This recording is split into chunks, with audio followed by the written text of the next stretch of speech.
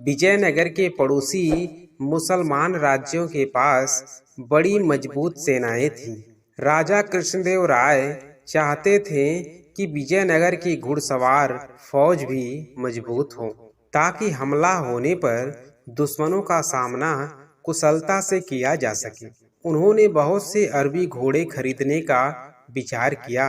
मंत्रियों ने सलाह दी कि घोड़ों को पालने का एक आसान तरीका यह है कि शांति के समय ये घोड़े नागरिकों को रखने के लिए दिए जाएं और जब युद्ध हो तो इन्हें इकट्ठा कर लिया जाए। राजा को यह सलाह पसंद आई। उन्होंने 1000 बढ़िया अरबी घोड़े खरीदे और नागरिकों में बांट दिया। हर घोड़ों के साथ घास, चने और दवाइयों के लिए खर्चा आदि दिया जाना भी तय हुआ। यह फैसला किया गया कि हर 3 महीनों के बाद घोड़ों की जांच की जाएगी। तेनालीराम ने एक घोड़ा मांगा तो उसको भी एक घोड़ा मिल गया। तेनालीराम घोड़े को मिलने वाला सारा खर्च हजम कर जाता। घोड़े को उसने एक छोटी सी अंधेरी कोठरी में बंद कर दिया, जिसकी एक दीवार में जमीन से 4 फुट की ऊंचाई पर एक छेद था।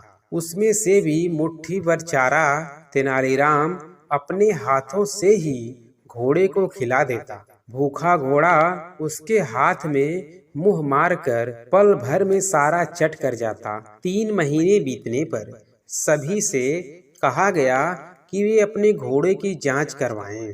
तेनालीराम के अतिरिक्त सभी ने अपने घोड़ों की जांच करवा ली। राजा ने तेनालीराम से पूछा, तुम्हारा घोड़ा कहाँ है? महाराज, मेरा घोड़ा इतना खूंखार हो गया है कि मैं उसे नहीं ला सकता। आप घोड़ों के प्रबंधक को मेरे साथ भेज दीजिए, वही इस घोड़े को ला सकते हैं। तेनालीराम ने कहा। घोड़े का प्रबंधक, जिसकी दाढ़ी भूसे के रंग की थी, तेनालीराम के साथ चल पड़ा। कोठरी के पास पहुंचकर तेनालीराम बोला, प्रबंधक, आप स्वयं देख लीजिए कि यह घोड़ा कितना खूंखार है, इसीलिए मैंने इसे कोठरी में बंद रखा है। कायर कहीं के, तुम क्या जानो घोड़े कैसे काबू में किए जाते हैं, यह तो हम सैनिकों का काम है। कहकर प्रबंधक ने दीवार के छेद से झांकने की कोशिश की। सबसे पहले उसकी दाढ़ी छेद में पहुंची। इधर भूखे घोड़े ने समझा कि उसका चारा आ गया है और उसने झटपट दाढ़ी मुंह में ले ली। प्रबंधक का बुरा हाल था। वह दाढ़ी बाहर खींच रहा था, लेकिन घोड़ा था कि छोड़ता ही नहीं था। प्रबंधक दर्द के मारे जोर से चिल्लाया। बात राजा तक जा पहुंची। वह अपने कर्मचारियों के साथ दौड़े दौड़े वहां पहुंचे। तब एक कर्मचारी ने कैंची से प्रबंधक की दाढ़ी काटकर जान छुड़ाई। जब सबने कोठरी में जाकर घोड़े को देखा तो उनके आश्चर्य का ठिकाना न रहा। वह तो हड्डियों का केवल ढांचा भर रह गया था।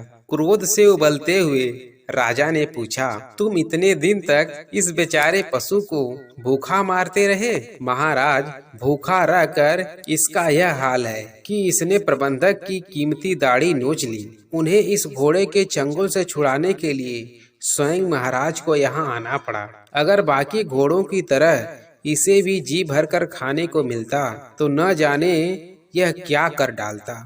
राजा हंस पड़े और उन्होंने हमेशा की तरह तेनालीराम का यह अपराध भी क्षमा कर दिया।